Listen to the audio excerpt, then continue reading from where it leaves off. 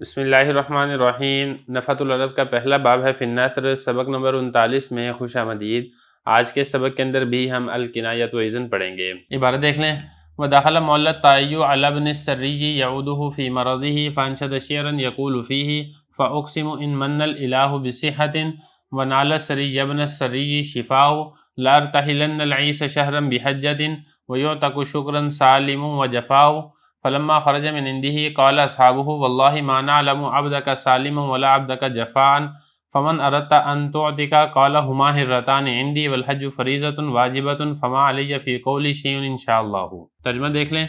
اور داخل ہوئے ہیں مولا طائی ابن سری پر، عیادت کر رہے تھے ان کی بیماری میں، اور ایک شعر پڑھا اور اس شعر میں مولا طائی نے یہ کہا: میں قسم اٹھاتا ہوں اگر اللہ تعالیٰ نے احسان کیا صحت کے ساتھ اور سری بن سری کو شفا حاصل ہو گئی تو میں ضرور بضرور ایک بھورے رنگ کے اونٹ پر 1 مہینے کا سفر کروں گا حج کے لیے، اور شکرانے کے طور پر سالم اور جفا کو آزاد کیا جائے گا۔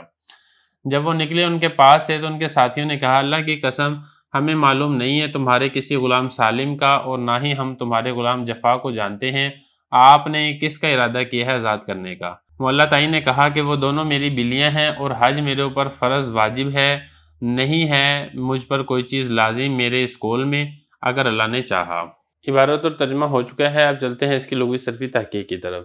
پہلا لفظ دیکھیں یعود، عاد یعود، اس کا مطلب ہوتا ہے واپس لوٹنا اور عیادت کرنا، یہاں پر مراد ہے عیادت کرنا۔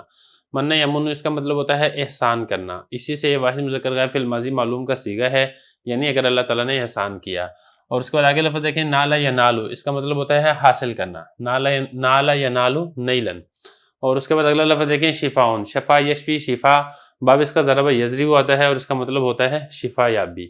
اس کے بعد اگلا لفظ دیکھیں لأرتحلن، ارتحل یرتحل ارتحال، کوچ کرنا، سفر کرنا، اس معنی کے اندر یہ استعمال ہوتا ہے۔ واحد متکلم مستقبل بانون تاکید ثقیلہ کا یہ صیغہ ہے۔ اس کے بعد اگلا لفظ دیکھیں العیس، یہ واحد ہے، اس کی جمع آتی ہے آیس، بھورے رنگ کے اونٹ کو کہا جاتا ہے۔ اور اس کے بعد اگلا لفظ دیکھیں آتاک یعتق اعتاق، اس کا مطلب ہوتا ہے آزاد کرنا۔ اور ہرہ، یہ بلی کو کہا جاتا ہے، ہرتان بلی کی تثنیہ ہے اور اس کی جمع آتی ہے ہرر۔ عبارت ترجمہ لغوی صرفی تحقیق ہو چکی ہے، چلتے ہیں اس کی تشریح کی طرف۔ تو دیکھیں واقعہ بڑا آسان ہے کہ مولا طائی جو تھے یہ ابن سری کے پاس گئے ہیں عیادت کے لیے، کیونکہ ابن سری بیمار تھے تو مرض کے اندر ان کی عیادت کے لیے گئے ہیں، تو پھر مولا طائی نے وہاں پر شعر پڑھا۔ شعر کیا پڑھے؟ یہ 2 شعر پڑھے تھے کہ میں قسم اٹھاتا ہوں اگر اللہ نے احسان کیا صحت کے ساتھ اور ابن سری کو شفا حاصل ہوگی تو میں کیا کروں گا، میں بھورے رنگ کے اونٹ پر کوچ کروں گا، 1 مہینے کا سفر کروں گا حج کے لیے، اور شکرانے کے طور پر میں آزاد کروں گا کس کو؟ سالم کو اور جفا کو۔ تو جب یہ والے شعر کیا کہ باہر نکلا ہے تو پھر ان کے جو ساتھی تھے اس کے مولا طائی کے، ان کے ساتھیوں نے کہا کہ آپ نے کہا کہ شکرانے کے طور پہ سالم اور جفا غلام کو آزاد کروں گا میں، ہمیں نہیں معلوم کہ آپ کا کوئی غلام ایسا ہے جس کا نام ہو، نہ ہی ہم کسی جفا غلام کو جانتے ہیں، تو آپ نے کس غلام کو آزاد کرنے کا ارادہ کیا ہے؟ تو اس نے کہا کہ بھئی یہ دونوں جو ہیں بلیوں کے نام ہیں، سالم بھی اور جفا بھی، میرا کوئی غلام نہیں ہے، میں نے تو بلیوں کی آزادی کی بات کی تھی۔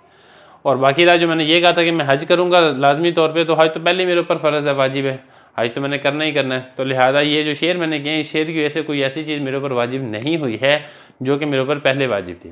تو بتانا یہاں پر یہ چاہتے ہیں کہ یہ والا جو اس نے شعر کہے تھے تو اس کے اندر بھی کنائی سے کام لیا ہے کہ 2 اس کے معنی تھے، ایک معنی قریب والا تھا، وہ معنی قریب والا کیا تھا کہ 2 غلام ہوں گے سالم اور جفا، تو انہوں نے اپنے ان 2 غلاموں کی آزادی کی بات کی ہوگی، لیکن انہوں نے دور والا معنی مراد لیا، اور دور والا معنی کیا تھا کہ ان کے کوئی غلام نہیں تھے بلکہ ان کی بلیاں تھیں جنہوں نے ان کی آزادی کی بات کی تھی۔